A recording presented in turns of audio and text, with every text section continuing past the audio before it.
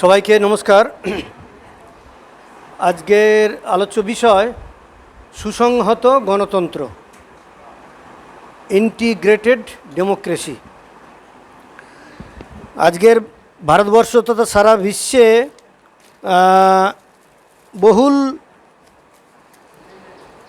বহুল প্রচলিত এই শব্দটা গণতন্ত্র। তো আমরা এই গণতন্ত্র আজকের কি অবস্থা এবং তাকে কিভাবে কাজে লাগানো যেতে পারে এ সম্বন্ধে আলোচনা করব। তো গণতন্ত্র সম্বন্ধে আলোচনা করার আগে আমরা একটু দেখে নিই সারা পৃথিবীতে এই গণতন্ত্র আসার আগে এবং বিভিন্ন জায়গাতে আরও কী ধরনের তন্ত্র শাসন ব্যবস্থা অতীতে ছিল বা এখনও কোথাও কোথাও কায়েম রয়েছে। বিভিন্ন ধরনের শাসন ব্যবস্থার কথা ইতিহাসে জানা যায়। তার মধ্যে এক নম্বরে লিখতে পারেন স্বায়ত্ত শাসন, অটোনমি। এটা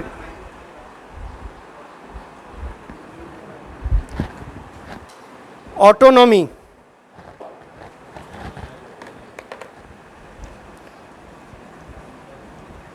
স্বায়ত্ত শাসন।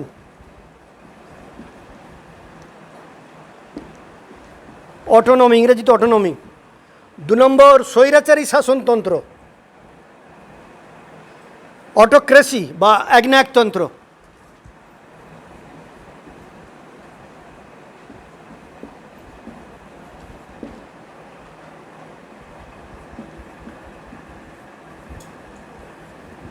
অটোক্রেসি বা একনায়কতন্ত্র। 3 নম্বর স্বৈরাচারী শাসনতন্ত্র, স্বৈরাচারী। হ্যাঁ, অটোক্রেসি বা একনায়কতন্ত্র। আমার কথা শোনা যাচ্ছে? ঠিক আছে, ঠিক আছে, ঠিক আছে, ঠিক আছে, এখানে থাকে। ঠিক আছে, ঠিক আছে, হ্যাঁ, ঠিক আছে। 3 নম্বর আমলাতন্ত্র, ব্যুরোক্রেসি।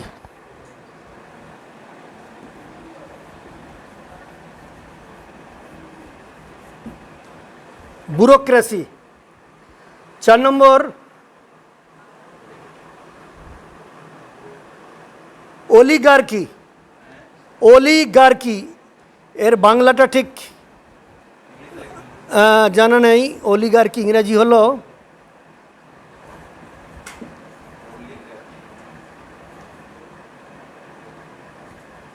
অলিগার্কি। 5 নম্বর হলো রাজতন্ত্র, মোনার্কি।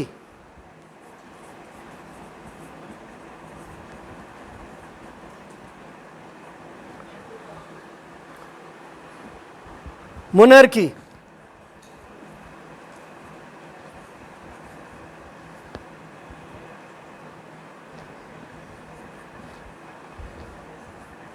6 নম্বর হলো সাম্রাজ্য, এম্পায়ার, সাম্রাজ্যতন্ত্র বলা যেতে পারে।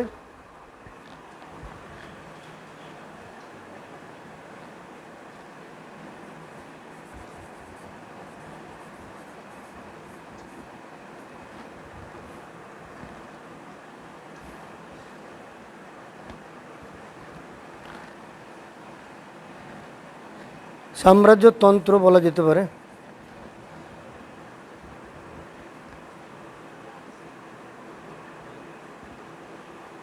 ইংরেজিতে হয়তো এম্পায়ারালিজম হবে। সাম্রাজ্যবাদ, এটা সাম্রাজ্যবাদ কথাটাই বেশি চলে। সাম্রাজ্যতন্ত্র সাম্রাজ্যবাদই বেশি চলে। সাম্রাজ্যবাদ, এম্পায়ারালিজম। ইম্পিরিয়ালিজম যেমন বলে না, অর্থনৈতিক সাম্রাজ্যবাদ, ইকোনমিক ইম্পিরিয়ালিজম। আচ্ছা, ইংরেজিটা লিখেই নি,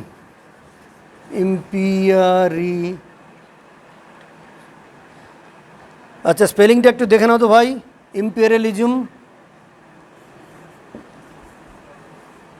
একটু দেখে নিও গুগলে, ঠিক আছে কিনা ইম্পিরিয়ালিজমটা। এখানে এ হবে মনে হচ্ছে, ইম্পিরিয়ালিজম। 7 নম্বর সামন্ততন্ত্র।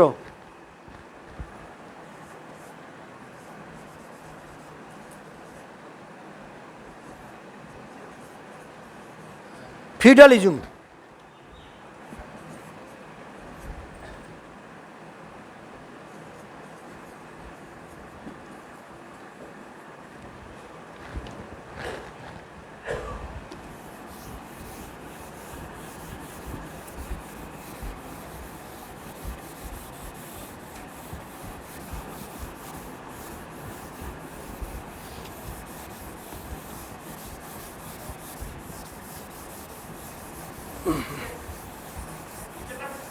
হ্যাঁ, ও আচ্ছা, ঠিক আছে।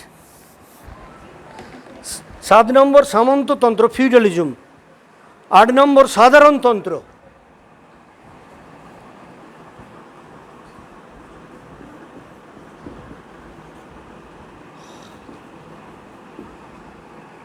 সাধারণতন্ত্র হচ্ছে রিপাবলিক।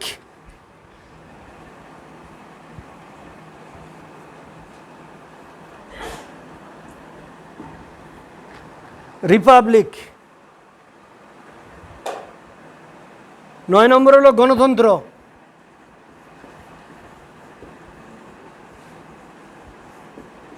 ডেমোক্রেসি, এটা লিখছি না ইংরেজিতে, সবাই জানে।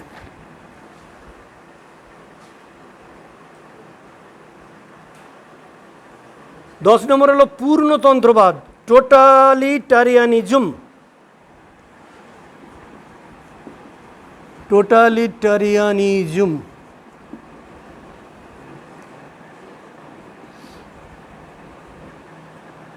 বাংলা হচ্ছে পূর্ণতন্ত্রবাদ। পূর্ণতন্ত্রবাদ।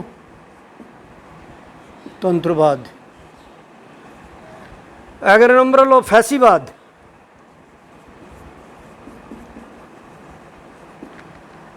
ফ্যাসিজম।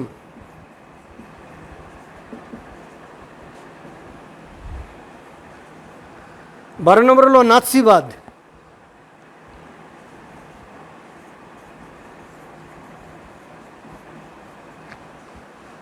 নাজিম, নাজিজম।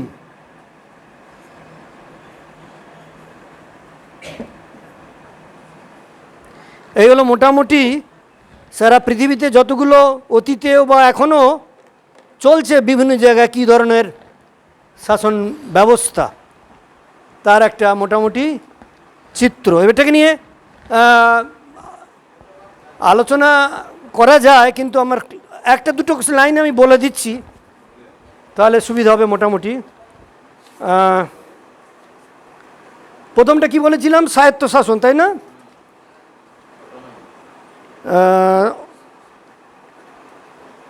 স্বায়ত্তশাসনটা সবাই জানি আমাদের ইন্ডিয়াতে এখন বর্তমানে চলছে। অটোনমি হলো স্বায়ত্তশাসন, একটা স্টেটের আন্ডারে বা দেশের আন্ডারে একটা জায়গাতে গভর্নমেন্ট একটা তার ল, দেশের কনস্টিটিউশন অনুসারে তাকে সীমিত ক্ষেত্রে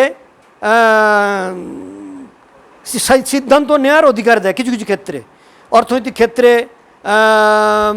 ল অ্যান্ড অর্ডারের ক্ষেত্রে, হ্যাঁ, স্বায়ত্তশাসন বিভিন্ন ভারতবর্ষের বিভিন্ন উপজাতি এরিয়াতে বহু জায়গায় এরকম স্বায়ত্তশাসন আছে, অটোনমি।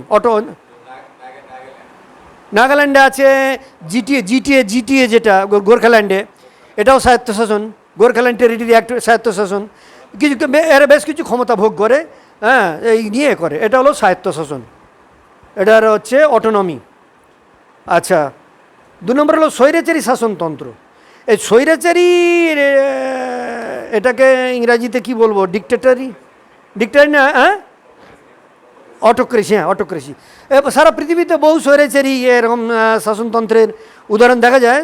শাসনতন্ত্র যখন শাসনকর্তার স্বেচ্ছাচার, হ্যাঁ, খেয়ালখুশি মাফিক পরিচালিত হয়, তখন সেই শাসন ব্যবস্থাকে বলে। এক্সাম্পল ইন্দিরা গান্ধী স্বৈরাচারী ছিল। এক্সাম্পল কি বলবো, সারা পৃথিবীতে আরও অনেক আছে। ডিকটেটার একটু ধরনের, ডিকটেটারের সাথে একটু একটু একটু সামরিক একটু লিঙ্ক আছে মনে হয়। হ্যাঁ, এটা অসামরিক ক্ষেত্র, কিন্তু শাসনকর্তা স্বেচ্ছাচার খেয়ালখুশি মাফিক শাসন ব্যবস্থা পরিচালিত হয়, এটাকে তো স্বৈরাচারী শাসন ব্যবস্থা। তা আজকের সেন্ট্রাল গভর্নমেন্টও যেটা চলছে, হ্যাঁ, এখন মোদিরই রাজ চলছে, তো প্র্যাকটিক্যালি মোদি আর শাহ গোটা বিজেপি বা পার্লামেন্ট বা ওদের যে টিম, তার একজন দুজনের সিদ্ধান্তটাই চাপানো হচ্ছে, সবাই নত সেটা মেনে চলছে, মেনে চলতে বাধ্য হচ্ছে। এটা স্বৈরাচারী শাসনতন্ত্র, অটোক্রেসি। অধিকাংশ পৃথিবীর বিভিন্ন দেশে এই জিনিসটা, শাসনতন্ত্র যারা নায়ক, যারা শাসক, অধিকাংশ ক্ষেত্রে পাওয়ারকে কুক্ষিগত করে। হ্যাঁ, ভারতবর্ষের ক্ষেত্রে ট্র্যাডিশন, অন্যান্য থার্ড ওয়ার্ল্ড কান্ট্রি তো, আফ্রিকাতে বহু কান্ট্রিতে স্বৈরাচারী শাসক। এমনকি কি বলবো, এই যে মায়ানমারে যে সামরিক শাসনের পরে আন কি সু হলে নোবেল প্রাইজ উইনার, সেও স্বৈরাচারী হয়ে গেল, একদম ক্ষমতা কুক্ষিগত করে, তা আবার মিলিটারি ইয়েতে চলে গেল।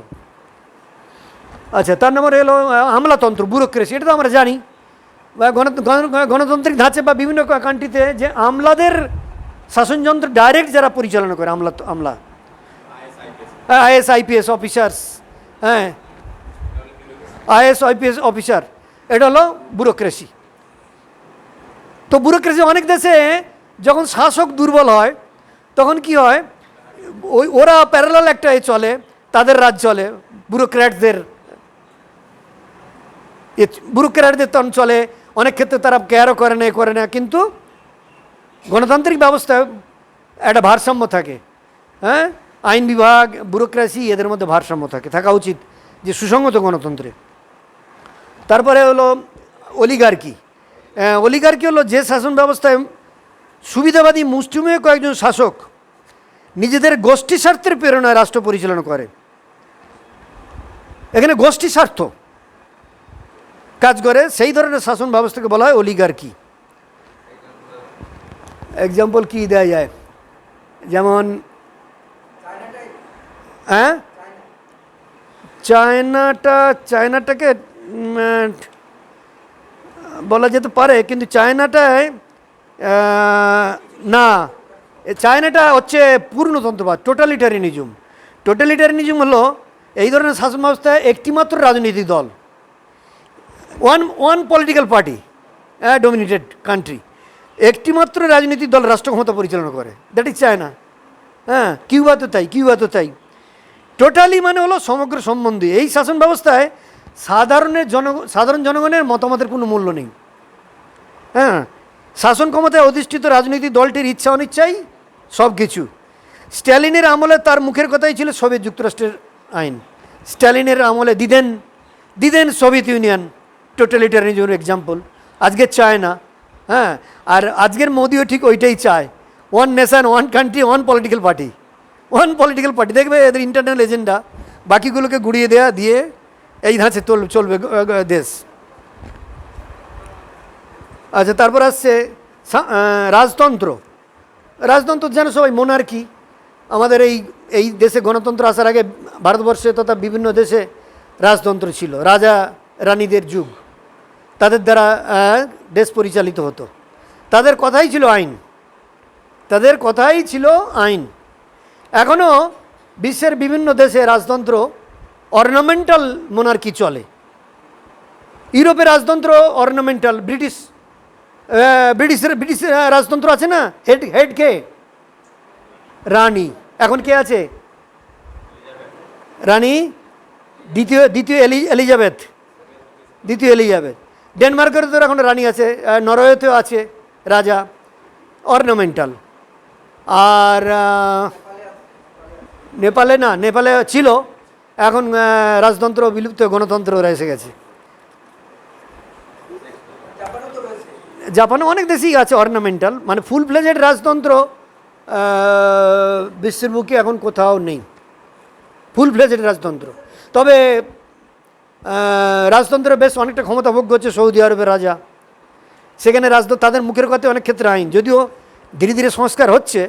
হ্যাঁ, মেয়েদের ভোটাধিকার এখন অনেক ক্ষেত্রে দেয়নি, কিন্তু ধীরে ধীরে ছাড়ছে। ওখানে রাজতন্ত্র এরকম আছে আর কি। সাম্রাজ্য, এম্পায়ার, যে সাম্রাজ্য হচ্ছে এম্পায়ারই সব কিছু রাষ্ট্রের। Empire Napoleon Bonaparte.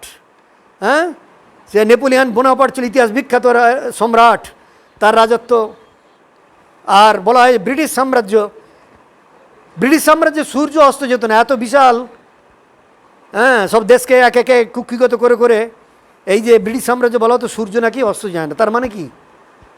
তার মানে কি দাদারা কেউ বলতে পারবে? ব্রিটিশ সাম্রাজ্যে বলা হতো এত বিশাল, সেখানে সূর্য কখনো অস্ত যায় না, তার মানেটা কি? দেশটা, সাম্রাজ্যটা এতই বিশাল ছিল, মানে সূর্যটা এক দেশ থেকে উঠছে, আবার সমস্ত দেশ পর্যটন করতে করতে মানে একটা দেশ এসে যাচ্ছে, অস্ত আর যাচ্ছে না। মানে এত বিশাল দেশ, মানে অস্ত অস্ত উদয় সব জায়গাতে উদয়ই থাকছে, অস্ত আর যাচ্ছে না। মানে ভৌগোলিক বিচারে এতগুলো দেশ ছিল তাদের আন্ডারে, তাই বলা হতো ব্রিটিশ সাম্রাজ্যের সূর্য অস্ত যায় না, সবসময় উদয়ই থাকে দেশগুলো যেমনভাবে ভৌগোলিক অবস্থান ছিল। সামন্ততন্ত্র, এই রাজাদের আন্ডারে ছোটোখাটো পেটি রাজা যারা ছিল, হ্যাঁ, তাদের বলা হতো সামন্ত। এরাও অনেক মানে যেমন ব্রিটিশ আকবর মোগল সাম্রাজ্যে আকবরের জমানাতে বা জাহাঙ্গীর তার পরবর্তী শাহজাহানের জমানাতে অনেক পেটি রাজা, তারা অনেক ক্ষমতা ভোগ করত, অনেক মানে ক্ষমতা সীমিত ক্ষেত্রে তারা ক্ষমতা ভোগ করতো এবং তারা অনেক শোষণও করত। জমিদারের উপরে এদের বলা হতো সামন্ততন্ত্র। এরা সাধারণ নাগরিকের উপর অত্যাচার করেছে, শোষণ করেছে। অনেক আছে এরকম ভারতবর্ষের বুকে এরকম বহু সামন্ত রাজা ছিল, বেশিরভাগই শোষণ করেছে, কিছু রাজা ছিল।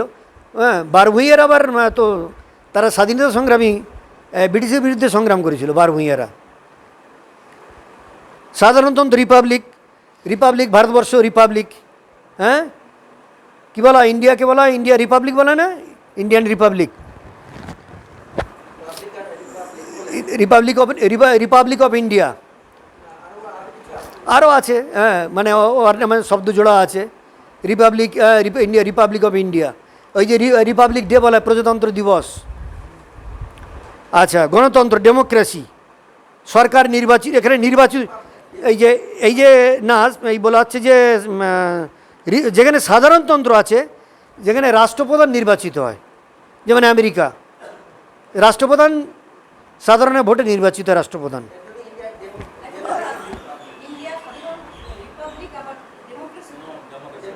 ইন্ডিয়াটা রিপাবলিক, ইন্ডিয়াতে ডেমোক্রেসি চলছে। ডেমোক্রেসির আবার রকম ফের আছে, তো সেটা আসছি পরে। ডেমোক্রেসি রকম ফের আছে, সেটা বলছি।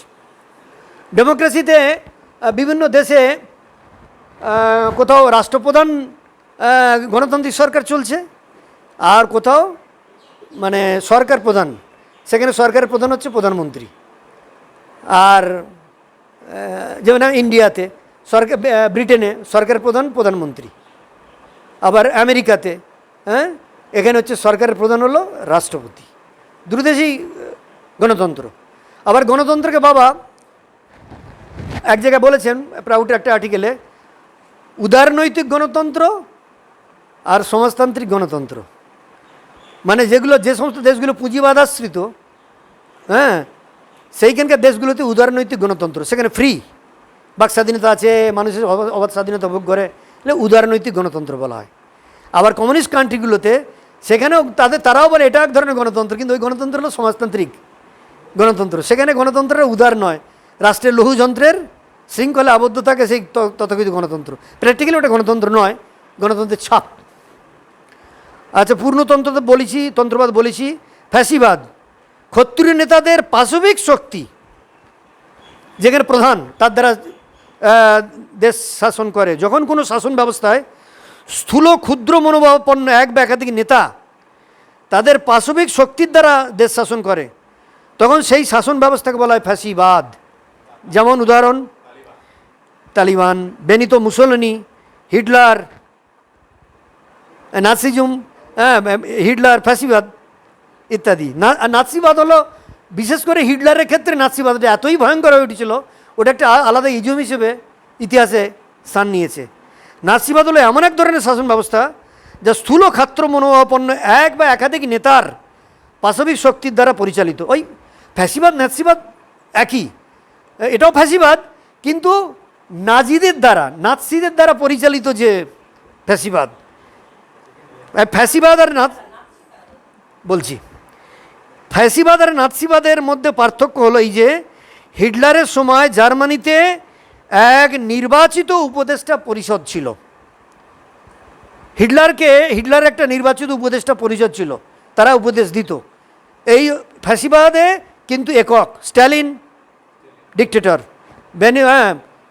কমিউনিজমের প্যাটার্নের মধ্যে ডিকটেটর, বেনিতো মুসোলিনি হচ্ছে ইটালির ডিকটেটর, ফ্যাসিবাদ। আর হিটলারও ফ্যাসিস্ট, কিন্তু ওই তার ফ্যাসিবাদটাকে স্পেসিফাইড করা হয়েছে, নাৎসিবাদ বলা হয়েছে। নাৎসি হচ্ছে জার্মান জাতিদের নাজি বলা হতো, যারা উগ্র চণ্ডাল বলে, মানে উগ্র ক্ষত্রিয় তেজ। তারা বলেছিল যে জার্মানি, হিটলার বলেছিল জার্মান জাতি হচ্ছে আর্য জাতি, আর্য জাতির প্রতিভা হলো German. Aryans are to rule but not ruled. German জাতি শাসন করবার জন্য এসেছে, শাসিত হবার জন্য নয়। বোঝা গেল? তো এরিয়ান সুপ্রিমেসি, নাৎসিবাদ বলতে গেলেই এসে যেত এরিয়ান সুপ্রিমেসি, হিটলারের কথা। এই হিটলারের ছিল অভ্রংলাই স্পর্ধা, ঔদ্ধত্য। তার সামনে কেউ মাথা উঁচু করে কেউ কথা বলতে পারতো না, কোনো বিরোধী শক্তি। সেখানে একমাত্র ব্যতিক্রম ইতিহাসে আমরা পড়েছি কার কথা? সুভাষচন্দ্র বোস। সুভাষচন্দ্র বোস হিটলারের সঙ্গে দেখা করতে গেছে, ভারতবর্ষের কারাগার থেকে, অন্তরীণ থেকে চলে গেছে, সেখানে দেখা করতে গেছে, অনেক কাঠখড় পুড়িয়ে আফগানিস্তান থেকে এই যে আফগানিস্তান হয়ে রাশিয়া থেকে কি কষ্ট সহ্য করে ছদ্মবেশ ধারণ করে রাশিয়া থেকে তারপর ইউরোপে গিয়ে জার্মানিতে, অস্ট্রিয়া থেকে জার্মানিতে গিয়ে পৌঁছেছিল। হিটলারের সঙ্গে দেখা করতে গেছে, গিয়ে তাকে অপেক্ষা করতে বলা হয়েছে। হিটলারের নিয়ম ছিল তো অনেকগুলো হিটলার, সেমি না বলে কি বলা উচিত, ডেমি হিটলার, তা একই রকম দেখতে থাকতো সিকিউরিটির জন্য হিটলারের। তো কেউ বিরোধী শক্তি বা কোনো কেউ দেখা করতে এলে ওই ডেমি হিটলার দেখা করতে আসতো। তো সুভাষচন্দ্র বোস ড্রয়িং রুমে বসে পত্রিকার পাতা উল্টাচ্ছে, আর এসে বলছে, mister Bose, I am Hitler. একদিক তাকিয়ে Subhash Bose I want to meet mister Hitler. Subhash আবার বইয়ের প্রতি, আর একজন এলো, আবার বইয়ের, আর তো মন্তব্য করলো না, আরবার বই পড়ছে। এরকম দুবার তিনবার পরে সুভাষচন্দ্র বই দেখছে, এমন সময় পিছনে এসে কাঁধে হাত, ইয়েস আই এম শিওর না you are mister Hitler. Subhashchandra না দেখেই স্তম্ভিত হয়ে গেল, বলে আপনি কি করে মিস্টার বোস, আপনি কি করে বুঝলেন? আপনি তো আমাকে দেখেননি, না দেখি কি করে বুঝলেন? আমি তো আপনার কাঁধে টাচ করেছি মাত্র। হিটলারের মতো এমন প্রচণ্ড ব্যক্তিত্ব সম্পন্ন মানুষ, যে একজনের কাঁধে হাত রেখে, এমন একজন মানুষের কাঁধে হাত রেখে কথা বলছে। নেতাজি, তখন তো নেতাজি হয়নি, সুভাষচন্দ্র বোস, মিস্টার চন্দ্র বোস, যার নামে আসমুদ্র ব্রিটিশ শাসন থরথর করে কাঁপে, যার নামে, ব্রিটিশ শক্তি যার নামে কাঁপে, তার কাঁধে হাত রেখে কথা বলার মতো ক্ষমতা একমাত্র হিটলারই আছে। তাই আমি গোস করলাম, ইনি মিস্টার হিটলার হবেন। স্তম্ভিত হয়ে গিয়েছিল হিটলার। যাই হোক, মোটামুটি এগুলো সম্পর্কে বললাম। এরপরে আসি মূল সাবজেক্টে, গণতন্ত্র। এই যে গণতন্ত্র কথাটা, মাফ করবেন, ফাস্টিং ছিল কাল।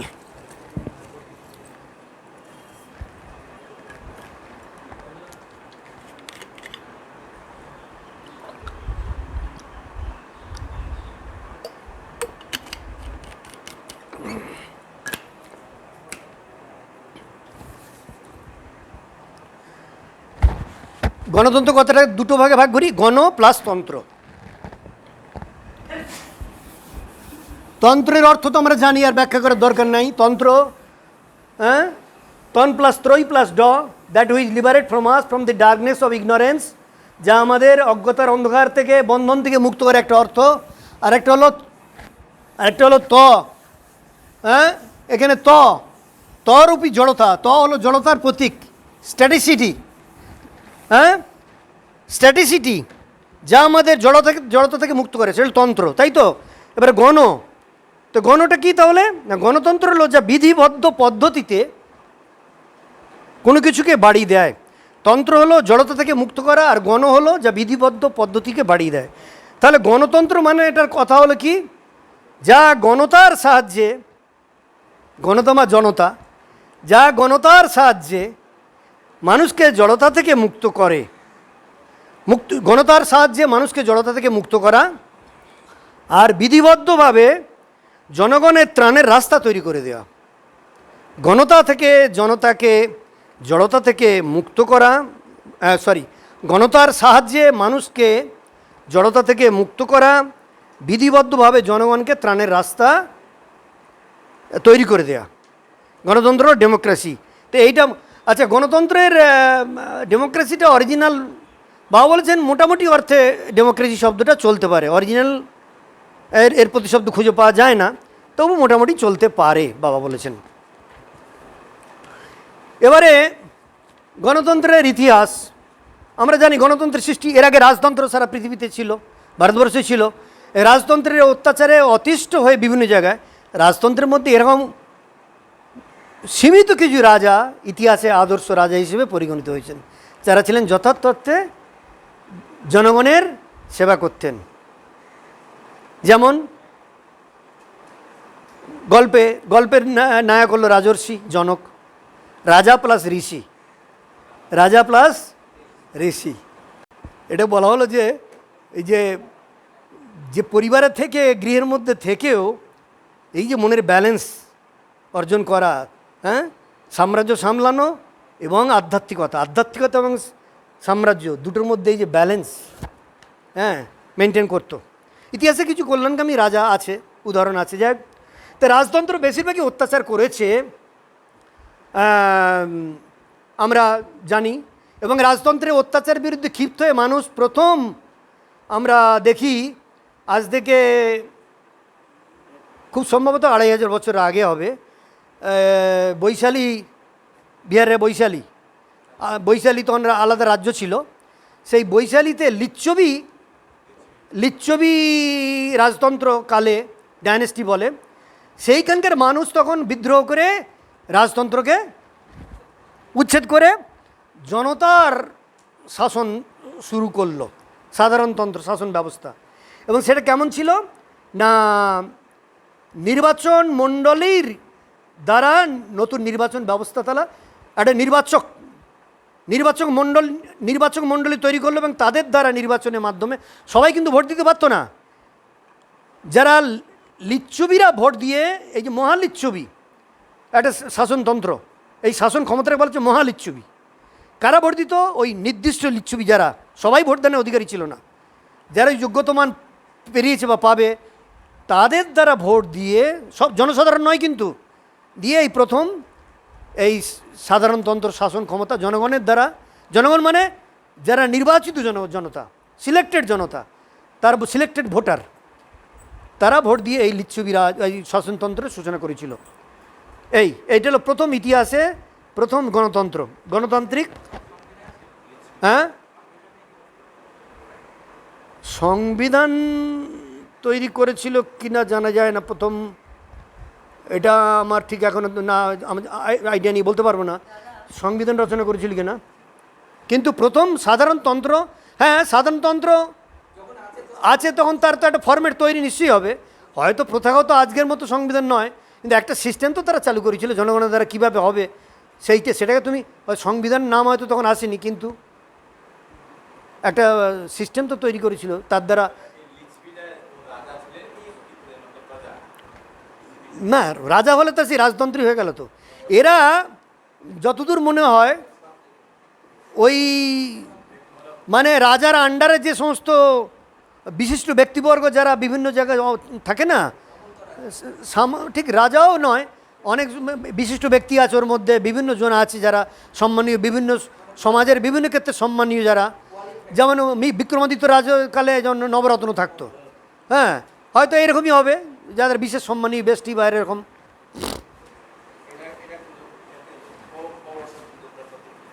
হ্যাঁ, এটা জানা যায় সম্ভবত খুব সম্ভবত 2500 বছর আগেই প্রথম চালু হয়েছিল, তারপরে ধীরে ধীরে এইটাকে ডেভেলপ করে। আসছি এবারে গণতান্ত্রিক দেশের স্বরূপ আমি আগেও বলেছি, যেখানে মাথায় রাজা আছে কোনো দেশে মাথায় রানী আছে, আবার কোথাও নেই। উদাহরণ বলে দিয়েছি, মাথায় রাজা আছে, রানী আছে, ব্রিটেন, সুইডেন, আর রানী রাজা নেই ভারতে, আমেরিকায়। যেখানে রানী রাজ নেই সেখানে পার্লামেন্টারি সিস্টেম। যেখানে রাজা রানী নেই, প্রধানমন্ত্রী, সেখানে পার্লামেন্টারি সিস্টেম। আর আমেরিকা আছে প্রেসিডেন্সিয়াল সিস্টেম, এটা বলেছি। এবারে আসি গণতন্ত্র। আজকে সারা পৃথিবীতে পিয়ার সরকার বলছেন গণতন্ত্র ফলপ্রসূ হতে পারে যেসব দেশে শোষণ নেই, শিক্ষার বিস্তার হয়েছে। ভারতবর্ষে গণতন্ত্র চরমভাবে ব্যর্থ। কেন? শিক্ষার বিস্তার হয়নি, আর হচ্ছে শোষণ একদম গ্রাসরুট লেভেল পর্যন্ত চলে গেছে। যে এদেশে গণতন্ত্রকে সফল হওয়া দুরূহ। যেখানে উন্নত দেশগুলো, আমেরিকাতে শিক্ষার বিস্তার হয়েছে, জেনারেল সাধারণ নৈতিক মান অনেক উন্নত, সেই সব যেখানে শোষণে আমাদের এখানে গ্রাসরুট লেভেলে শোষণ। ওইসব দেশে কি শোষণ নেই? আছে, কিন্তু সেটা আমাদের দেশে যে একদম খাদ্যে ভেজাল থেকে আরম্ভ করে এমন জিনিস নেই যেখানে ভেজাল আমরা পাই না। এটা ওইসব দেশে ওরা কল্পনাও করতে পারে না। খাদ্যে ভেজাল তো ওইসব দেশ কল্পনাও করতে পারে না, যে খাবারে আবার ভেজাল, ওষুধে ভেজাল, কল্পনাও করতে পারে না। তো সেই জন্যে ওসব দেশে শোষণ থাকলেও খুব হাই লেভেলে বা কোনো এক লেভেলে খুবই সীমিতভাবে আছে, যার ফলে ওসব দেশে গণতন্ত্র অনেক ক্ষেত্রে সফল হয়েছে, যেটা আমাদের দেশে হয়নি। এবারে পিয়ার সরকার বলছেন গণতন্ত্র সফল করতে গেলে কি করতে হবে। সব জিনিস লিখতে পারবো না, আমি বলে দিচ্ছি। হ্যাঁ, 1 নম্বর হলো গণতন্ত্র সফল করার যে ক্রাইটেরিয়া, মানদণ্ড কী কী। শোষণহীন সমাজ, শোষণহীন সমাজ ব্যবস্থা 1। 2, আচ্ছা ক্লাসের টাইম বেশি নেই তো সেই সব জিনিস লিখতে পারছি না, লিখলে সময় যাবে। 2 নম্বর হলো ন্যূনতম প্রয়োজনের গ্যারান্টি, ন্যূনতম প্রয়োজনের গ্যারান্টি। 3, জনশিক্ষা, মানে শিক্ষার মানটা একেবারে গ্রাসরুট লেভেলে, মিনিমাম শিক্ষা, হ্যাঁ, অ্যাটলিস্ট হায়ার সেকেন্ডারি বা গ্র্যাজুয়েশন হবে, অ্যাটলিস্ট হায়ার সেকেন্ডারি পর্যন্ত শিক্ষার মানটা ছড়িয়ে পড়বে, তবে না শিক্ষার মানটা বিস্তৃত হবে। 4 নম্বর সামাজিক, অর্থনৈতিক, রাজনৈতিক চেতনা, খুবই ইম্পর্টেন্ট। সোশিও ইকোনমিক ও political consciousness, socio political consciousness. 5 নম্বর নীতিবাদ, নীতিবাদের ব্যাপক প্রসার। সমাজে অন্তত 51% মানুষ নীতিবাদী হতেই হবে, 51% মিনিমাম। ভারতবর্ষের মতো দেশে মিনিমাম বলছি, মিনিমাম হতেই হবে, তবেই গণতন্ত্রের সুফলটা কিছুটা আমরা মোটামুটি ভোগ করতে পারবো। আর জনশিক্ষা, শিক্ষাও তাই।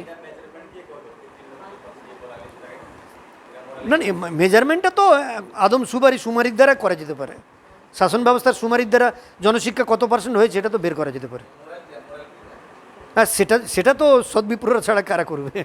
সেই জন্যই বা বলছি এই সকল সিস্টেমে দুরূহ, সেটা আমি পরে আসছি, বোঝা যাবে। হ্যাঁ, এবারে পিয়ার সরকার বলছেন এই যে 4-5টা ক্রাইটেরিয়া বলা হলো গণতন্ত্র সফল করার জন্যে, তিনি বলছেন তত্ত্বে সম্ভব হলেও বাস্তবে অসম্ভব, তত্ত্বে সম্ভব হলেও বাস্তবে অসম্ভব। গণতন্ত্রের দ্বারা সমাজের প্রকৃত কল্যাণ অসম্ভব। বুদ্ধিজীবীদের তাই এ ধরনের অবাস্তবতাকে প্রশ্রয় দেওয়া উচিত নয়। আচ্ছা, গণতন্ত্র সম্বন্ধে একটা ডেফিনেশন আছে, সেটা কি? ডেমোক্রেসি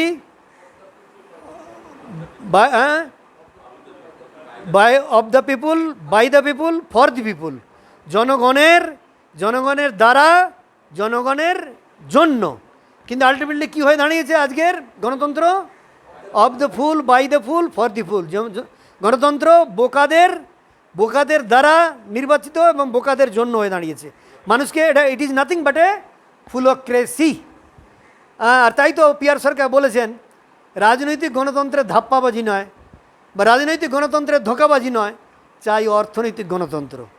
নেতাজি সুভাষচন্দ্র বোস, যখন নেতাজি হননি, সুভাষচন্দ্র, ভারতবর্ষে যখন ব্রিটিশের বিরুদ্ধে সংগ্রাম চলছিল, তো নেতাজি বলেছিল এই ব্রিটিশ শাসকবর্গের বিরুদ্ধে সংগ্রাম করে রাজনৈতিক স্বাধীনতা অর্জন করতে হবে, তার সঙ্গে সঙ্গে আমাদের দরকার অর্থনৈতিক স্বাধীনতা। তিনি অর্থনৈতিক গণতন্ত্র কথাটা ব্যবহার করেননি, হয়তো জানতেন না। তিনি অর্থনৈতিক স্বাধীনতা বলেছিলেন যে সেই জন্যই ভয় পেয়ে গিয়েছিল দেশজ, সেই জন্যই ভয় পেয়ে গিয়েছিল দেশজ যারা পুঁজিপতি বর্গ, যে ব্রিটিশরা চলে গেলে নেতাজি যদি প্রধানমন্ত্রী হয়ে যায় বা প্রেসিডেন্ট, তাহলে আমাদের তো 12টা বেজে যাবে। দেশীয় পুঁজিপতি ব্রাউন এক্সপ্লয়টেশনের বিরুদ্ধে সংগ্রাম করবে। কেন নেতাজি বলেছিলেন না, ইন্ডিয়া অন্তত ভারতবর্ষ স্বাধীন হওয়ার পরে 10 বছর অন্তত অন্তত হ্যাঁ আমরা শুনি অন্তত মিলিটারির শাসন দরকার। কেন, একটা জাতিকে যদি ডিসিপ্লিন করতে হয়, একটা জাতিকে যদি শোষণ মুক্ত করতে হয়, একটা জাতি একেবারে হীনমন্যতার শেষ স্তরে এসে গেছে, তার নৈতিক মানদণ্ড, শিক্ষাগত শোষণ এগুলো উৎখাত করতে হলে একটা স্ট্রং শাসন ব্যবস্থা দরকার, অন্তত মিনিমাম 10 বছর অন্তত। তাহলে এই দেশের যে মেন্টালিটি তৈরি হবে, সুদৃঢ় মানসিকতা তৈরি হবে, অত্যুগ্র যাত্রা কী বলবো, দেশপ্রেম, মরাল স্ট্যান্ডার্ড। আজকে ভারতবর্ষ এই জন্য পিছিয়ে গেল কেন? স্বাধীনতা 75 বছর হয়ে গেল, দেশটা সেই প্রায় একই জায়গায় রয়ে গেছে। এত গরিবী, অশিক্ষা, কুশিক্ষা, অপরাঞ্চলে অনেক দেশ। হিরোশিমা নাগাসাকি বোম বিস্ফোরণে জাপান প্রায় শেষ হয়ে গিয়েছিল। 30 বছরের মধ্যে সেই জাপান সারা বিশ্বে অন্যতম অর্থশক্তি হিসেবে মাথা তুলে দাঁড়ালো। জার্মানি প্রায় ধ্বংস হয়ে গিয়েছিল যুদ্ধে, দ্বিতীয় বিশ্বযুদ্ধে, মাথা তুলে বিরাট আর্থিক শক্তি হিসেবে মাথা তুলে দাঁড়ালো। কেন? জাতিগুলো ডিসিপ্লিন মেনে চলেছে তারা। আর সেই জাতি যারা গাইড করেছিল নেতারা ধান্দাবাজ ছিল না, তাদের জেনারেল মরাল স্ট্যান্ডার্ড হাই ছিল, দেশপ্রেম ছিল, দেশ গড়ার কারিগর ছিল, সেটা গোষ্ঠীতন্ত্র ছিল না, দেশের প্রতি ভালোবাসা ছিল। সেই জন্য ইসরায়েল চারিদিকে মুসলিম কান্ট্রি দ্বারা গ্রস্ত। ইসরায়েল 22-23 বছর হলেই যুবকদের 3 থেকে 5 বছর মিলিটারি ট্রেনিং কম্পালসারি। এই যে মিলিটারি ডিসিপ্লিন একটা জাতির মধ্যে ইম্পোজ হয়েছিল, এইসব দেশগুলো খুব তাড়াতাড়ি ডেভেলপ করে গেছে। দুর্ভাগ্যবশত ভারতবর্ষ নেতাজির মধ্যে নেতাকে পেল না, স্বাধীনোত্তর ভারতবর্ষে তার ফলভোগ আমরা করছি। আচ্ছা, তা গণতন্ত্রকে বলে এই গণতন্ত্র সম্ভব না, কিন্তু যতদিন না পর্যন্ত এর থেকে বেটার কিছু পাওয়া যাচ্ছে। পিয়ার সরকার বললেন এই গণতন্ত্রটা হলো কানার মধ্যে ঝাপসা, মন্দের ভালো, কিন্তু তাকে কিছু সংশোধন, কিছু তাকে চালাতে গেলে কিছু পরিমার্জন করতে হবে কিছুটা, যতদিন না অন্য তন্ত্র আসছে। হ্যাঁ, অবশ্যই প্রাউড তো অর্থনৈতিক গণতন্ত্রের কথাই বলেছে। হ্যাঁ, এবারে আসি, এবারে এই গণতন্ত্রকে সংশোধন করে চলেবল, কিছুটা চলেবল করা, মানে চলেবল মানে চলনসই আর কি। হ্যাঁ, চলনসই মাত্রা যতদিন না অন্য বেটার প্রাউড আসছে, কি করে চালানো যেতে পারে। 1 নম্বর পয়েন্ট, এই যে গণতন্ত্রের যে ভোটিং সিস্টেম, আমরা দেখছি ধাপ্পাবাজি চলছে। ভোটে কি হচ্ছে, একটা পার্টি পশ্চিমবঙ্গে 294টা বিধানসভা কেন্দ্র দেখা যাচ্ছে, অতীতে সিপিএম বা এবার কত পেয়েছে তৃণমূল, 200, মানে 250 পায়নি তো, না 250 বলছি না, 50%-এর বেশি পেয়ে গেছে। আচ্ছা, তাহলে তো মেজরিটি হয়ে গেছে। কিন্তু অতীতে বামফ্রন্ট আরও অন্যান্য স্টেটে বা কেন্দ্রেতে, সেন্ট্রাল গভর্নমেন্টে দেখা গেছে 50%-এ কম একটা পার্টি বা জোট দল, তারা 50%-এর কম আসন পেয়েছে, কিন্তু তারাই সরকার গঠন করেছে। অনেকে আছে সরকার গঠন করেছে, 50%-এ ভোট পায়নি, ভোটিং পার্সেন্টে 50% কম পেয়েছে, কিন্তু ভোট ভাগাভাগিতে অনেক দলে ভোট ভাগাভাগিতে অন্য 50%-এর বেশি অন্য অনেক দল পেয়েছে, মানে কোনো দলই পায়নি, ভাগাভাগি হয়ে তারাও পায়নি। কেউ 48% পেয়েছে, কেউ 40% পেয়েছে। এর আগে তৃণমূলও 40 কত পার্সেন্ট, বামফ্রন্ট 41%, 2%, 39% পেয়ে বছরের পর বছর রাজ্য শাসন করেছে। প্রাউড সেখানে বলছে, পিয়ার সরকার বলছে গণতন্ত্রকে সংশোধন করতে গেলে সেখানে আসন বেশি হয়েছে। হ্যাঁ, এখানে পয়েন্ট একটা আমার ভুল হয়ে গেছে। এই যে 212টা কত পেয়েছে, 216টা পেয়েছে এবারে তৃণমূল, কিন্তু টোটাল পার্সেন্টেজ অফ ভোটিং কত হয়েছে কেউ জানে? কারো স্ট্যাটিস্টিক্স আছে? 50%-এর বেশি কি পেয়েছে এরা? 48% পেয়েছে আমার যতদূর মনে হচ্ছে স্ট্যাটিস্টিক্সে, আমি যা 48% মনে হচ্ছে, হ্যাঁ 47.48-এর কাছাকাছি আচ্ছা যাক, তাহলে 50% তো পায়নি। তাহলে প্রাউডের দৃষ্টিতে পিআর সরকার যা বলছে, তাহলে এরা কিন্তু সরকার গঠন করতে পারবে না। হ্যাঁ, সেক্ষেত্রে বলা হচ্ছে ভোট মানে টোটাল যে ভোটের পার্সেন্টেজ যদি 50% কম হয়, অত আসন সংখ্যা 50% বেশি হয়ে গেছে, তাহলে কিন্তু এরা সরকার গঠন করতে পারবে না। এদের কি করতে হবে? এদের হচ্ছে কি বলবো, সমাধান হচ্ছে জনপ্রিয়তার ভোট নিতে হবে, হ্যাঁ বা না। এই যে জোট সরকার মনে করলো এতগুলো পেয়েছে, এবার এদের কি আবার দ্বিতীয় ভোটিং হবে একটা, সেখানে এই সরকারকে আপনি কি সমর্থন করছেন, করলে হ্যাঁ, না করছি না, না। দ্বিতীয় ভোটিং হবে হ্যাঁ আর না। সেখানে যদি 50% পায়, 50% বেশি পায়, তাহলে এই সরকার গঠন করতে পারবে এই দল, না হলে আবার নতুন করে ইলেকশন ডিক্লেয়ার হবে। এটা বেস্টির ক্ষেত্রে, বেস্টি যারা দাঁড়াচ্ছে, বেস্টির ক্ষেত্রেও সে 50%-এর ভোট বেশি যদি না পায়, একটা বিধানসভা বা লোকসভার ক্যান্ডিডেট জিতে গেল, 40% ভোট পেয়ে জিতে গেল, তাকে কিন্তু আবার ওই হ্যাঁ না ভোটে, জনপ্রিয়তার ভোটে তাকে হাজির হতে হবে। সেখানে হ্যাঁ বা না আবার ভোটিং হবে, 50%-এর অধিক মানুষ যদি তাকে চায়, তবেই তিনি নির্বাচিত হবেন। তাহলে বোঝা গেল 1 নম্বর পয়েন্টটা। 2 নম্বর পয়েন্ট হলো, এই আমাদের গণতন্ত্রে বিনা প্রতিদ্বন্দ্বিতায় নির্বাচিত বহু হচ্ছে, পঞ্চায়েতে অনেক হয়, হ্যাঁ, কি টেরর ক্রিয়েট করে বা ভয় দেখিয়ে ইত্যাদি বিভিন্নভাবে বিনা প্রতিদ্বন্দ্বিতায় নির্বাচিত হয়ে গেল। এখানে পিআর সরকার বলছে না, বিনা প্রতিদ্বন্দ্বিতায় কেউ নির্বাচিত হতে পারবে না, সেইভাবে আইন থাকবে। তাহলে কি হবে? ভয় বা লোভ দেখিয়ে বিরোধী প্রার্থীকে নির্বাচন থেকে সরিয়ে দেয়া। এখানে সমাধানটা কি?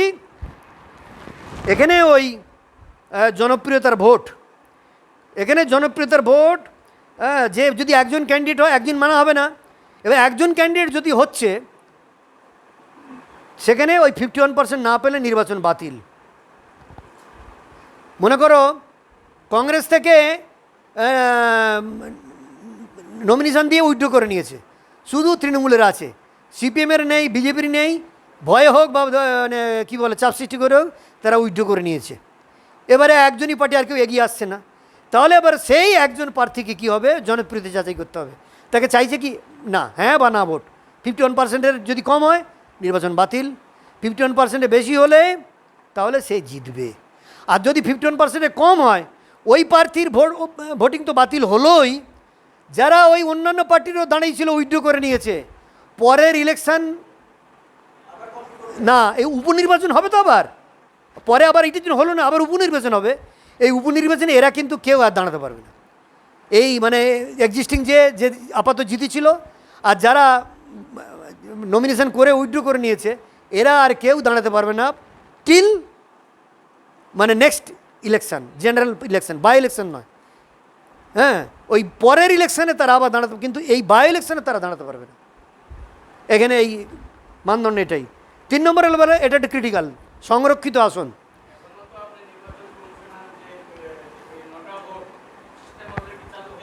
করেছে, কিন্তু ওটা তো একসাথে আছে না, এটা আলাদা হবে, সেকেন্ড পেজে হবে, নোটা ভোটটা সেকেন্ড পেজে।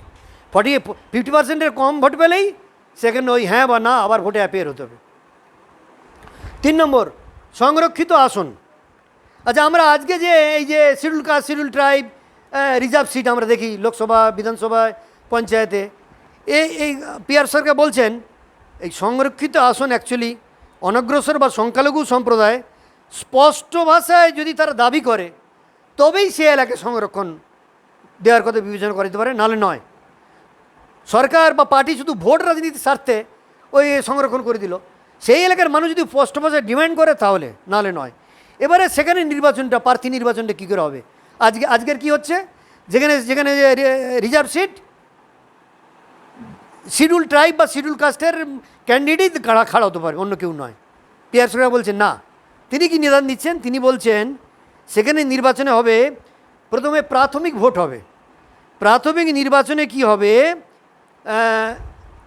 প্রাথমিক নির্বাচনে যে কেউ দাঁড়াবে, মানে সংরক্ষিতদের মধ্য থেকে দাঁড়াতে পারে, আর বিনা সংরক্ষিতদের বাইরে থেকে কেউ দাঁড়াতে পারে, কিন্তু ভোট দেবে ওই রিজার্ভ কমিউনিটি ভালো করে বুঝুন, ক্যান্ডিডেট যে কেউ হতে পারে, কিন্তু ভোট দেবে প্রাথমিকভাবে ওই রিজার্ভ কমিউনিটির লোকজন দিয়ে। এবার মনে করো দুজন মিনিমাম, বলছে দুজন অন্তত নির্বাচিত হতে হবে প্রাথমিক ক্ষেত্রে, হ্যাঁ, দুজন। এবার দুজন যদি নির্বাচিত হয়, এবারে ওই দুজনের মধ্য থেকে এবার ফাইনাল ভোট যেটা হবে, ওই দুজনের মধ্যে যে ভোটটা হবে, দুজন ক্যান্ডিডেট হলো, ওই দুজনকে এবারে টোটাল কমিউনিটি, রিজার্ভ কমিউনিটি আর জেনারেল, মনে করুন একটা রিজার্ভ সিটে 60% শিডিউল ট্রাইব আছে আর জেনারেল হচ্ছে 40%। এই সেকেন্ড পেজের ভোটিংটা যেটা হবে, সবাই ভোট দেবে, ওই দুজনের মধ্যে নির্বাচন করবে। বোঝা গেল ব্যাপারটা?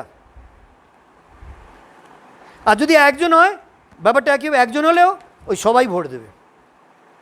প্রার্থী একজন হলে সবাই মিলে জনপ্রিয়তার ভোট দেবে, হ্যাঁ বা না। এখানেও একই ব্যাপার, জনপ্রিয়তা ভোট। রিজার্ভের দ্বারা নির্বাচিত একজন ভোটার হলো, একজনের বেশি ভোটার নেই, অন্য ক্যান্ডিডেট নেই জেনারেল, সেখানে তাকেও জনপ্রিয়তার ভোট দিতে হবে, হ্যাঁ বা না, সেটা সবাই দেবে।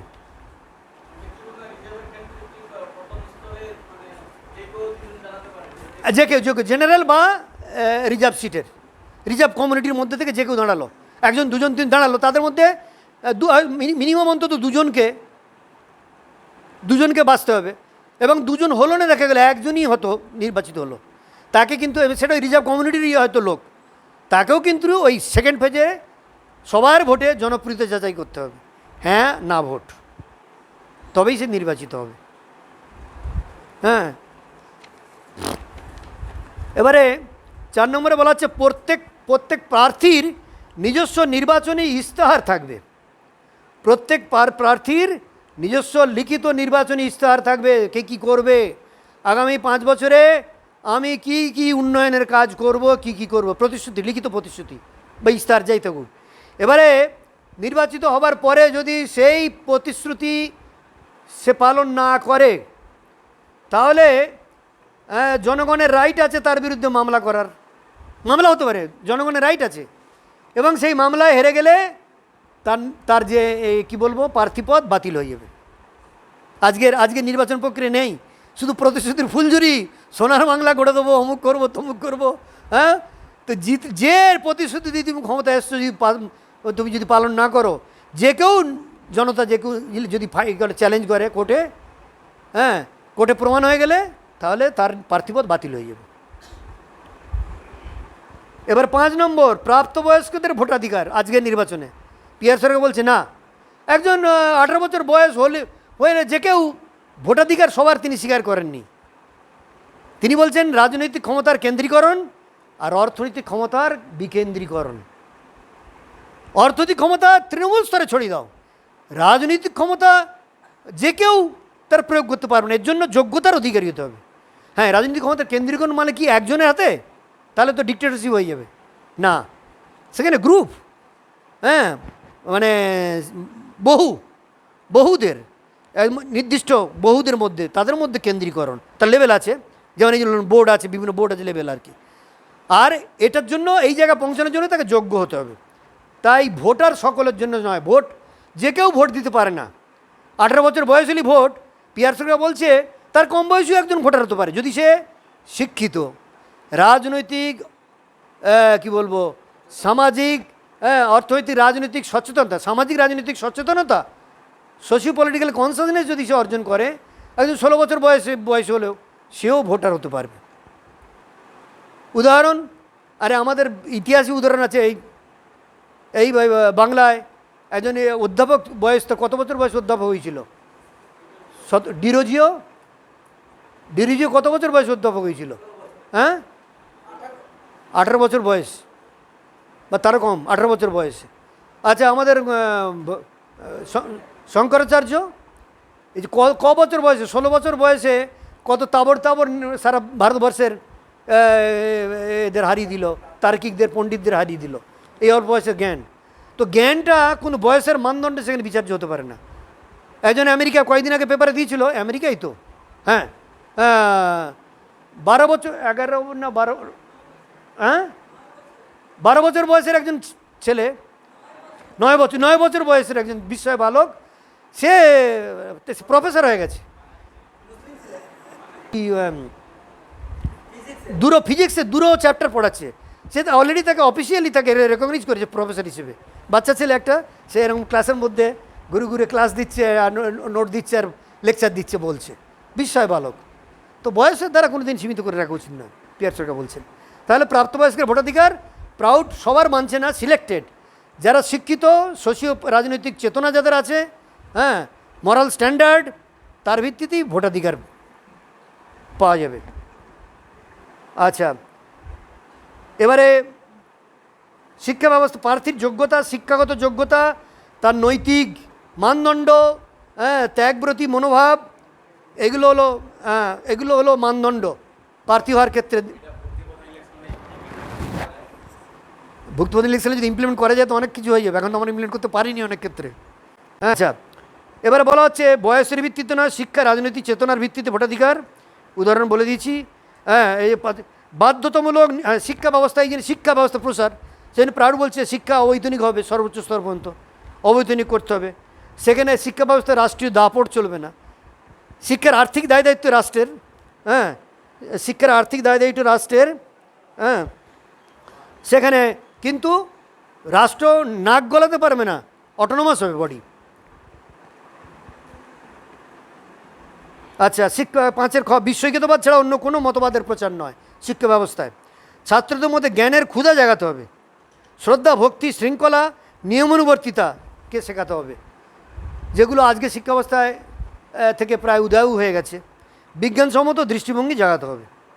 এইগুলো আনন্দমার্গ তার শিক্ষা ব্যবস্থার মাধ্যমে এই একদম কিন্ডারগার্টেন সিস্টেম থেকেই আমরা এগুলো যেগুলো ইম্পোজ করার চেষ্টা করছি। আমাদের ছেলেমেয়েরা ছোটো থেকে তারা শৃঙ্খলাপরায়ণ হবে, হ্যাঁ, জেনারেল মরাল স্ট্যান্ডার্ড তাদের হাই হবে, তারা নিজের গার্জেন, অভিভাবক, হ্যাঁ, গুরুজনদের প্রতি শ্রদ্ধাশীল হবে।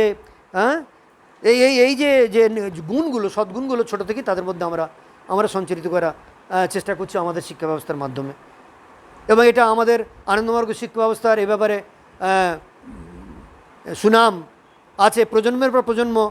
আজকে অনেক যারা ডাক্তার, ইঞ্জিনিয়ার, বিজ্ঞানী হয়ে গেছে, তারা হয়তো আমাদের সেই প্রাথমিক শিক্ষা ব্যবস্থায় শিক্ষিত হয়েছে ওই কয় বছর মাত্র, কিন্তু ওটাই তার মনের মণিকোঠায়। একটা উদাহরণ দিচ্ছি, আমাদের শিক্ষা ব্যবস্থার যে কীভাবে ছোটদের মনের মণিকোঠায় শুধু ছাত্রদের নয়, তাদের গার্জেনদের, দিদি, গার্জেনদের মনের মণিকোঠায় কীভাবে স্থান অর্জন করে থাকে। একটা উদাহরণ দিচ্ছি আমি 1984 সালে ধানবাদে আমার পোস্টিং হয়েছিল। 84 সালে রাঁচিতে ডিএমসি হয়েছিল, আমরা সব প্রাউডে ছিলাম। সেই প্রাউডে, সেই সময়তে প্রাউড ডিপার্টমেন্টের বাবা খুবই কাজের রিপোর্ট নিয়ে খুবই খড়গস্ত ছিলেন। আর আমরা তো ডিএমসি মানে উপভোগ করতেই পারিনি। গোটা ডিএমসিটা আমাদের পানিশমেন্ট খেয়ে গেছে, প্রচণ্ড মার, পানিশমেন্ট। তারপরে আমাদের সব ট্রান্সফার হয়ে গেল, আমার পোস্টিং হলো ধানবাদে। তো ধানবাদে ডিটিএস স্কুল কিছু ছিল না। আমি ধানবাদে চেষ্টা করছি স্কুল করার। তো ধানবাদের শহরে সন্ধ্যাবেলা কি কাজে গেছি, এবার ফিরছি, আশ্রমের দিকে ফিরছি, হেঁটে ফিরছি সন্ধ্যাবেলা। এমন সময় একটা বুলেটের মোটরসাইকেলের আওয়াজ বোঝা যায় না, ঘাট করে আওয়াজ আসে। তো হঠাৎ করে আমি যে একটা মোটরসাইকেল পাশ দিয়ে আসছে, রাস্তা সরে দিলাম। তো পাশে এসেই হ্যাঁচ করে ব্রেক কষলো। কী ব্যাপার? তা দেখলাম মোটরসাইকেলে একটা দশাশই চেহারার একজন যুবা পুরুষ আর ইয়াং ছেলে, হ্যাঁ, বলল, স্যার নমস্কার। আমি একটু হতভম্ব হয়ে গেলাম, নমস্কার। সে বিশাল চেহারা, একদম 6 ফুট 6.5 ফুট লম্বা চেহারা, হ্যাঁ, আমি তো ছোটোখাটো মানুষ। তো বললো, স্যার, হ্যাঁ, বললো, আমি আপনাদের স্কুলে ছাত্র ছিলাম ত্রিপুরায়। তো আমার মা এখানে ডিস্ট্রিক্ট মেডিকেল অফিসার। তো আপনাদের খুব ভালোবাসেন, পছন্দ করেন, শ্রদ্ধা করেন। তো অনেক দিন পরে আপনাদের পেলাম। তো চলুন স্যার, উঠুন, আমার পিছনে উঠুন, মার সাথে একটু দেখা করে আসবেন। মা খুব ভালোবাসে আপনাদের পেলে খুব খুশি হবে। তা আমি আর না বাবা, ইতস্ত কী বলবো, সুযোগই দিল না, আমাকে পিছনে তুলে নিল। তো গেলাম বাড়িতে, বাংলোতে, ডিস্ট্রিক্ট মেডিকেল অফিসারের বাংলো। তো গিয়ে মা এলো, পরিচয় করলো, মা বাবা। সে মা এত আপ্লুত হয়ে গেলো দেখে, হ্যাঁ, বলে আমাকে বসতে দিল, আতিথ্যতা করলো, আরও সব কী খেতে দিল। তো কথা তারপরে এবারে স্মৃতিচারণ করছে অতীতের। বলছি, জানেন স্যার, সত্যি আপনাদের শিক্ষা ব্যবস্থা কয়েক বছরই আমাদের ছেলে মেয়ে পড়েছে। আমি তখন ত্রিপুরাতে ছিলাম। তো আপনাদের একজন স্বামীজি নাম বললো, তখন সেটা বুঝলাম, তখন ছিল সর্বময়ানন্দ, নাম ছিল শিবানন্দ, তৎকালীন নাম। সেবানন্দ, এখনকার সর্বময়ানন্দ দাদা। হ্যাঁ, তো বলছে সেই সময়, এটা সালটা আমার মনে নেই, হয়তো 70 আগে হবে, 70 দশকের আগে এরকম হবে। তো আগরতলার কথা বলছেন। তো বললেন যে জানেন, একদিন আপনাদের শিক্ষা ব্যবস্থা এবং সর্বোপরি যে এই শিশুদের প্রতি যে ভালোবাসা, স্যারেদের যে ভালোবাসা, কত আদর ভালোবাসে, হ্যাঁ, জানেন একটা ঘটনা, স্কুলে ছেলে মানে মালা খেলতে খেলতে আমার ছেলেটার জামা ছিঁড়ে গেছে। তো এই বাড়িতে ফিরে এসে তারপর জামা খুলতে গিয়ে, কী রে, তো জামা সেলাই করে দেখছি, কি করলি, কি ছিঁড়ে ফেলেছি নাকি? ওই না, খেলতে খেলতে পরস্পর যায় ছিঁড়ে গিয়েছিল। তো জানো মা, প্রিন্সিপাল স্যার আমাকে কোলে নিয়ে গিয়ে অফিসে বসিয়ে জামা খুলিয়ে নিজের হাতে এই সেলাই করে দিয়েছে জামাটা। ছোট্ট ঘটনা, মানে এমন রেখাপাত করে ওই ছোট্ট ঘটনা যে এত কেয়ার যে করে এরকম। এইটা একটা ছোট্ট ঘটনা, কিন্তু মনের মণিকোঠায় রয়ে গেছে এত বছর। তো সেই জন্যে আমাদের ছেলেমেয়েরা স্কুল থেকে যারা পাস হয়ে 3-4 বছর 5 বছরই মাত্র থাকে, তারপরে অন্যান্য প্ল্যাটফর্মে তারা শিক্ষিত হচ্ছে, কিন্তু এই 4-5 বছরে যে প্রিন্সিপাল স্যাররা আমরা যাদের ভালো এগুলো ইম্পোজ করতে পেরেছি, বাবার যে আইডিয়াগুলো সঞ্চারিত করতে পেরেছি তাদের মধ্যে, তাদের কিন্তু ওই বড় অবস্থাতেও তাদের মনের মধ্যে কিন্তু ওই স্মৃতিটা থেকেই যায়, একটা সুখস্মৃতি, যে এই ছোটোবেলায় এই কাটিয়েছি। এইটা আমাদের শিক্ষা ব্যবস্থার গুণ। এইটা যদি আমরা আগামী দিনে পুরো শিক্ষা ব্যবস্থায় যদি এই প্রায়োরিটিস্টিক সিস্টেমে আমরা ঢেলে সাজাতে পারি, তাহলে সত্যিকার এখান থেকে কিন্তু সদ্বিপ্র তৈরি হবে। সদ্বিপ্রর যে প্রাথমিক যে কোয়ালিটি এখান থেকে তৈরি হয়ে বেরিয়ে আসবে, প্রাথমিক যে গুণাবলী অর্জন করে। ঠিক আচ্ছা, এরপরে আসছি তাহলে। এবারে বলি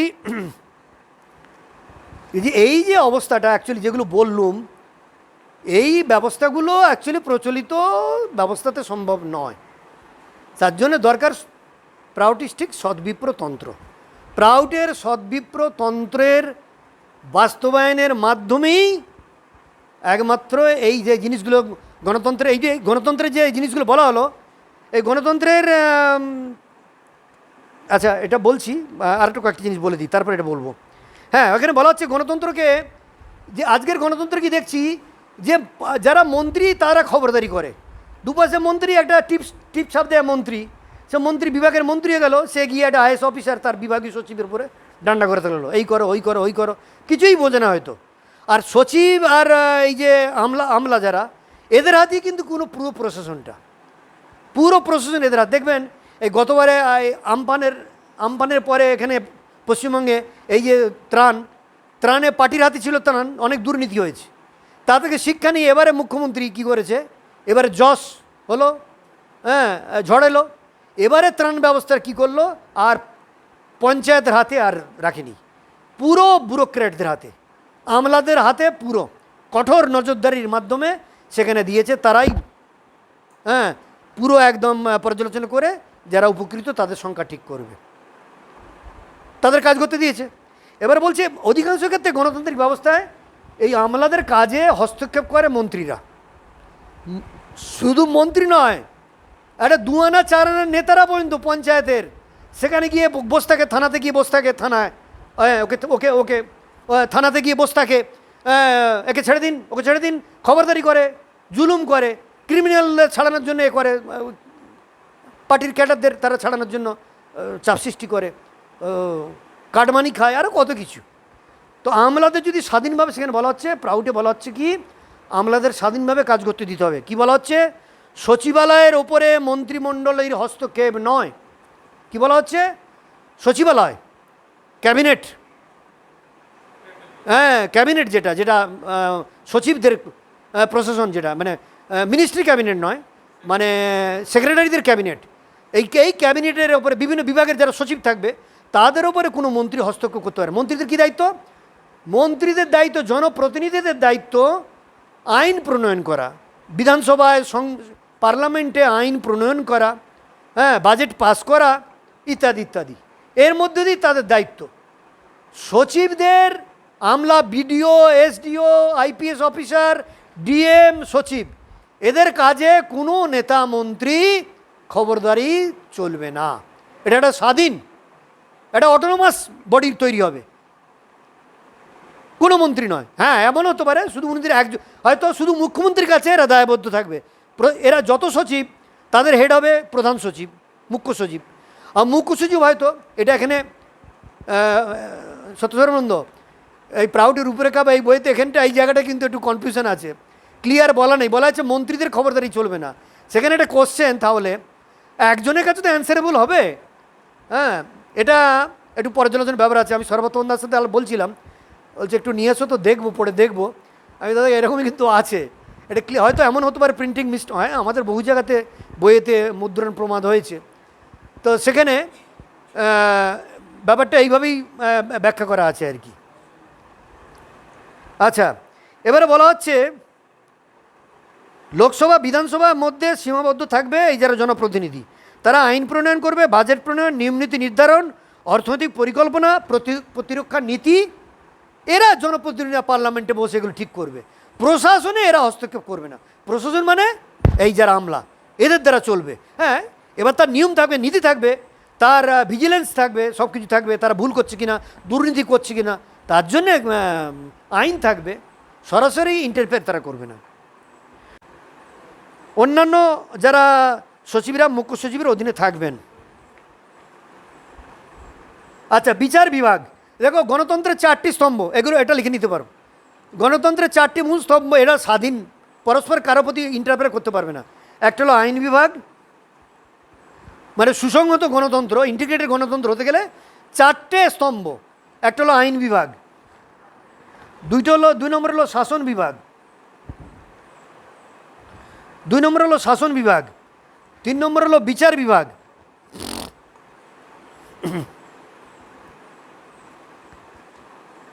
3 নম্বর হলো বিচার বিভাগ,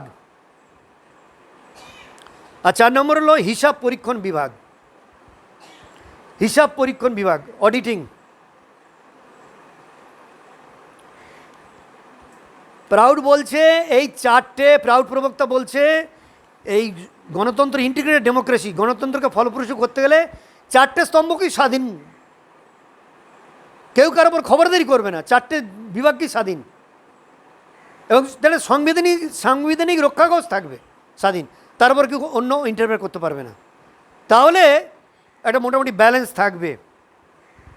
তারপরেও এটা আচ্ছা, হ্যাঁ, যেমন আজকে বিচার বিভাগকে বলছে নিরপেক্ষ থাকতে হবে। সুপ্রিম কোর্টের বিচারপতির মর্যাদা রাষ্ট্রপতি ও প্রধানমন্ত্রী অনুরূপ হবে। সুপ্রিম কোর্টের বিচারপতির মর্যাদা রাষ্ট্রপতি ও প্রধানমন্ত্রীর অনুরূপ হবে, মানে ক্যাবিনেট সচিব পর্যায়ে তার স্ট্যাটাস থাকবে। নীতিপরায়ণ ও সৎ স্বভাবের বিচারকদেরই অন্যতম যোগ্যতা উচিত, নীতিপরায়ণ এবং সততা। হিসাব পরীক্ষণ বিভাগেরও পূর্ণ স্বাধীনতা থাকা উচিত। অডিটর জেনারেলকে রাষ্ট্রপতি অথবা প্রধানমন্ত্রীর হস্তক্ষেপ ব্যতি রেখে স্বাধীনভাবে কাজ করতে দিতে হবে। দেখছো, বুঝতে পারছো? তাহলে এখানে এই যে বলা হচ্ছে অডিটর জেনারেলকে রাষ্ট্রপতি অথবা প্রধানমন্ত্রীর হস্তক্ষেপ ব্যতি রেখে স্বাধীনভাবে কাজ করতে দিতে হবে, এই এখানে সূত্র কিন্তু পাওয়া গেল।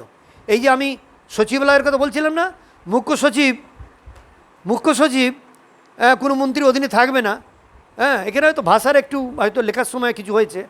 এখান থেকে কিন্তু সলিউশনটা বেরিয়ে এলো। কী সলিউশন বেরিয়ে এলো? অডিটর জেনারেল ক্রম্পটন, কী বলা হচ্ছে, হিসাব পরীক্ষণ বিভাগ, সিএনজি,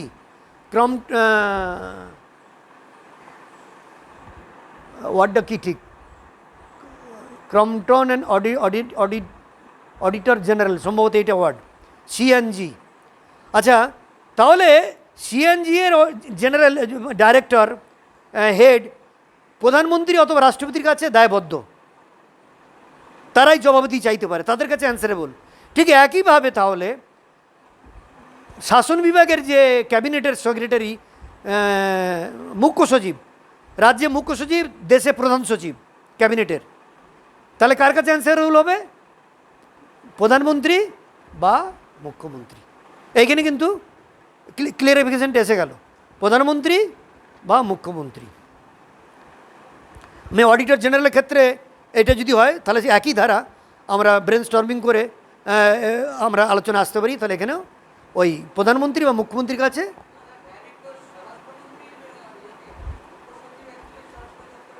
না না না না না না, মুখ্য সচিব সরাসরি মুখ্য সচিবের আন্ডারে, স্বরাষ্ট্র দপ্তরের আন্ডারে স্বরাষ্ট্র সচিব, স্বরাষ্ট্র সচিব, মুখ্য সচিব না। মুখ্য সচিব এখনকার সিস্টেম, মুখ্য সচিব প্রধান হচ্ছে মুখ্যমন্ত্রীর কাছে অ্যান্সারেবল। হ্যাঁ,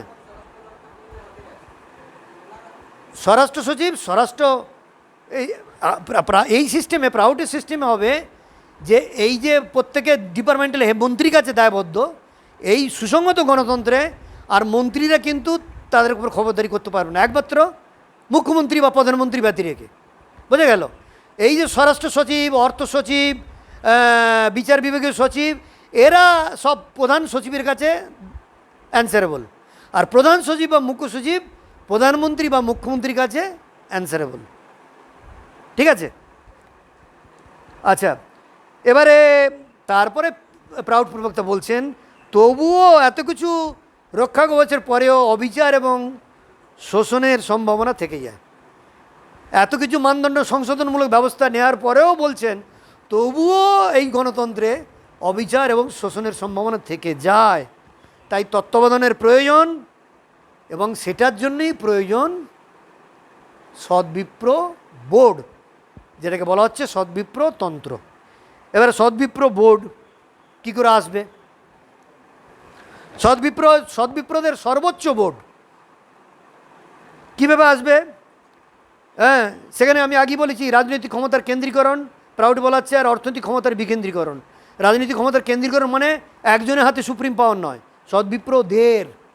হ্যাঁ, যেটাকে বলা হচ্ছে কি বেনিভলেন্ট, এটা কিন্তু খেয়াল রাখবে, বেনিভলেন্ট ডিক্টেটরশিপ অফ সদ্বিপ্রোজ, এটা ক্লিয়ার লেখা আছে। সদ্বিপ্রদের কল্যাণমূলক প্রজাহিতৈষী এক ন্যায়তন্ত্র। এখানে পিয়ার সরকার বলছেন এই গণতন্ত্র সম্বন্ধে আরও বিভিন্ন জায়গায় অনেক কিছু বলেছেন। এই গণতন্ত্রে তুলনা করছেন দুটো দিকের। এই গণতন্ত্রে বাকস্বাধীনতা আছে, এখানে নির্বাচিত সরকার হয়, কিন্তু সরকার যে কোনো প্রকল্প বাস্তবায়িত করতে অনেক সময় লেগে যায়। 2 বছরের প্রকল্প সেটা 5 বছরে পৌঁছে যায়। কেন? অনেক বাধা বিপত্তি, পদে পদে বাধা বিপত্তি, ওইখানে মুভমেন্ট, ওইখানে ধর্না, হ্যাঁ, ওইখানে আন্দোলন, ওইখানে অমুক, হ্যাঁ, সরকারকে নানা জনের কাছে তাকে কনফিডেন্সে নিয়ে একদম ব্লক স্তরে, তৃণমূল স্তরে সেখানে আপত্তি, বিরোধী শক্তির আপত্তি, এত কিছু বিরোধিতাকে ফেস করে তবে একটা প্রকল্প বাস্তবিত, রোডই হোক, ফ্যাক্টরি হোক, বা কোনো কিছুই হোক। সেই জন্যে এই গণতন্ত্র দ্বারা পরিচালিত সরকার ব্যবস্থায় স্মুথলি সরকার রান করে না, যে মানুষের উন্নয়ন ত্বরান্বিত হয় না, মানুষের উন্নয়ন দ্রুত করা যায় না। এটা হলো গণতান্ত্রিক সরকারের সবথেকে বড় লুপহোলস। অপরদিকে যেসব দেশে একনায়কতন্ত্র চলছে, ওয়ান পার্টি বা একনায়কতন্ত্র, একজন, হ্যাঁ, ডিক্টেটরশিপ চলছে, তাদের নেগেটিভ দিকটা হচ্ছে বাক স্বাধীনতা নেই, সে যাচ্ছে আমি সেটাই হবে, এগুলো হলো নেগেটিভ পয়েন্ট, সেই জন্য অনেকে হেট করে। কিন্তু এর প্লাস পয়েন্ট যেটা হচ্ছে, যেহেতু কোনো বিরোধিতাই নেই সেখানে, চায়না যেমন ওয়ান পার্টি, হিটলারের সময়, হ্যাঁ, ব্যাস সেখানে ওই নাৎসিদের দ্বারা পরিচালিত সরকার, সেখানে কোনো বিরোধিতা নয়, বেয়োনেট দিয়ে গুড়িয়ে দেওয়া হয়, সামনে এলো গুড়িয়ে দাও, চালিয়ে দাও গুলি। চায়না তো আজকে তাই, হ্যাঁ, করাপশান হচ্ছে, সে ভালো হোক খারাপ হোক, বিশ্ব নিন্দা করুক যাই করুক, কোনো প্রতিরোধ বাধা, ডেভেলপমেন্ট করবে, অমুক জায়গায় ডেভেলপমেন্ট হবে, রাস্তা হবে, ফ্যাক্টরি হবে, ইন্ডাস্ট্রি হবে, জনগণের সেখানে কাজ পাবে, বিভিন্ন প্রকল্প, সেখানে কোনো বাধা নয়, বাধা এলে বেয়োনেট দিয়ে উড়িয়ে দাও। সেখানে সময়সীমার মধ্যে কেন, তারও আগে কাজ, প্রকল্প দ্রুততা, জনগণের যে কল্যাণ, এই যে ইনফ্রাস্ট্রাকচার বলো, বিভিন্ন প্রকল্প খুব দ্রুততার সাথে বাস্তবায়িত করা যায়। সেই জন্যে যে সমস্ত দেশে গণতন্ত্র নেই, একনায়কতন্ত্র চলছে, সেখানে বাকস্বাধীনতা নেই, অনেক লুপহোল সেগুলো আছে, তারা নিন্দিত সারা বিশ্বে, কিন্তু তাদের আবার আর্থিক বৈষয়িক উন্নতি, সামরিক উন্নতি, বিস্ময়কর উন্নতি তারা করছে, খুব দ্রুততার সাথে উন্নতি, দেশকে এগিয়ে নিয়ে যাচ্ছে, এটা আবার ব্যাপার আছে। তার প্রাউড প্রভুত এখানে কি বললেন? গণতন্ত্রের লুপহোলসগুলো দেখিয়ে দিলেন। এই গণতন্ত্র, ইট ইজ নাথিং বাট এ ফুলোক্রাসি, রাজনীতি মানে গণতন্ত্র হলো ধোঁকাবাজি। কিন্তু একনায়কতন্ত্রের যে বদগুণগুলো, সেটাও গ্রহণীয় নয়। তাই তিনি কি বললেন? সদ্বিপ্রদের এক ন্যাকতন্ত্র। সদ্বিপ্র কারা হবে? তার মানদণ্ড আছে, হ্যাঁ, those are physically fit, mentally developed আর স্পিরিচুয়ালি এলিভেটেড। আর কি, যারা হবে অন্যায়ের বিরুদ্ধে অপোজিশন সংগ্রামী, তিনি সৎ মানুষ,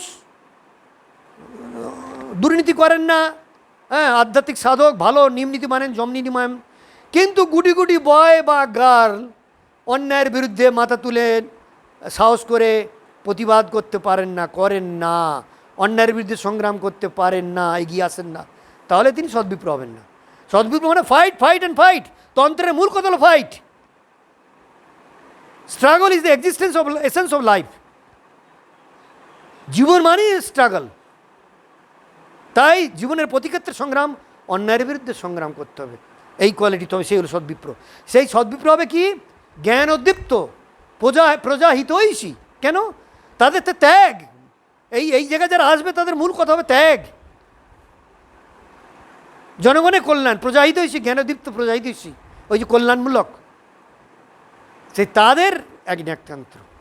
তাহলে হ্যাঁ, দেশ জনগণ এগিয়ে যাবে কল্যাণের পথে। আচ্ছা দাঁড়াও, কোশ্চেন আমি শেষ করে দিই, তারপর কোশ্চেনটা করবে, শেষ করি। আর এবার সদ্বিপ্রদের বিভিন্ন বোর্ড আছে, আমি তাহলে বোর্ডগুলো আমি তাহলে কোশ্চেন অ্যান্সারে আসি, তাহলে সময় তো নেই বেশি।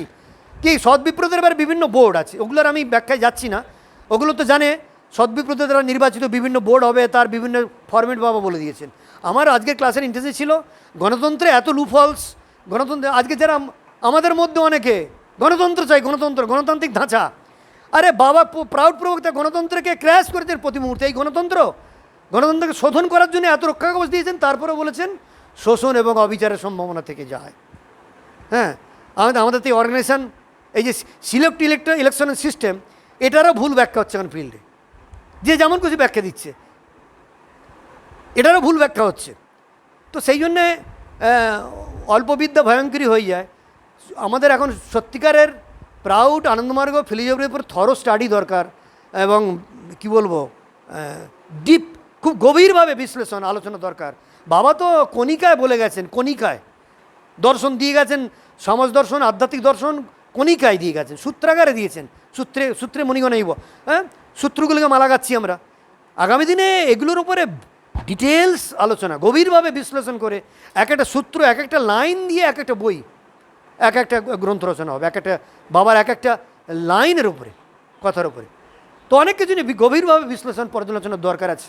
আমাদের বাবা যা বলে গেছেন, তার তত সময় ছিল না। প্রত্যেকে যিনি বিশ্লেষণ করবেন, বিশ্লেষণ আগামী দিনে যারা বিভিন্ন বিষয়ে বিশেষজ্ঞ, তারা বিশ্লেষণ করবেন। তিনি সূত্রাকারে যে প্রয়োজনগুলো দরকার বিশ্লেষণ করবে, তার রূপরেখাগুলো দিয়ে গেছেন, সূত্রগুলো ধরিয়ে দিয়ে গেছেন। এবার আগামী দিনে তাদের কাজ, বিশেষজ্ঞ যারা আসবে, এক্সপার্ট যারা আসবে, তাদের কাজ। তো মোটামুটি আমি হ্যাঁ, এবারে লাস্টে যে কথাটা বলে শেষ করব, এই যে প্রাউডের ব্যবস্থাটা, তাহলে কি প্রাউডের ব্যবস্থাটা বলা হচ্ছে, হ্যাঁ, সিনথেটিক অ্যান্ড অ্যানালিটিক, সংশ্লেষণাত্মক আর বিশ্লেষণাত্মক, সিলেক্ট ইলেকশনাল। সিনথেটিক সাইডটা হবে কি নির্বাচন ভিত্তিক, আর বিশ্লেষণাত্মক সাইডটা হবে অ্যানালিটিক, নিয়োগ ভিত্তিক। এরা নীতি নির্ধারণ করবে, আর যারা ওই ব্যুরোক্র্যাট নির্ধারিত নীতিকে কার্যকর করবে।